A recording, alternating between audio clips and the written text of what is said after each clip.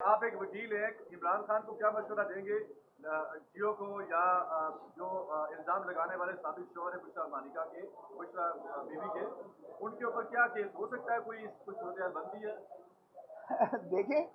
سب کچھ ہو سکتا ہے، لیکن آپ کا کیا خیال ہے کہ ابھی عمران خان اور بشرا بی بی پر جس طرح یلغار ماری ہوئی ہے مقدمات کی،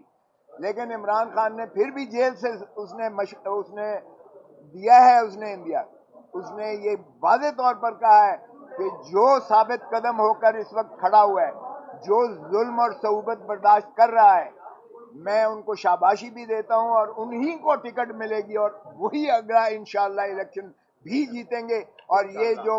پریس کانفرنسز کر رہے ہیں یہ لوٹے، یہ ان کی ضمانتیں ضبط ہوں گی، قوم کو انشاءاللہ آزادی ملے گی صحیح معنی میں، اور آئین کی بالادستی پاکستان تحریک انصاف مسلم کرے گی اس ملک میں انشاءاللہ۔ یہ ایک دفعہ الیکشن کے شروعات تو ہونے دیں، وہ تو چاہتے ہیں کہ یہ شروعات ہوں، باقی یہ جو ہے اس طرح کی جو حرکتیں کر رہے ہیں، روز کا کسی نہ کسی کو لا کے پریس کانفرنس کروا رہے ہیں، اس میں عوام کے غیظ و غضب میں اضافہ ہو رہا ہے، عوام کی نفرتیں بڑھتی جا رہی ہیں پی ڈی ایم کے بارے میں۔ بادشاہ سلامت کو جس طرح سے پاکستان میں لایا گیا ہے، جس طرح سے کوئٹہ میں ان کے باپ کے جو ہے اراکین کو شامل کیا گیا ہے، باپ کے باپ بھی چاہیں تو ان کو کھڑا نہیں کر سکتے، اس لیے کہ یہ الیکشن ایک دفعہ ہونے تو دیں۔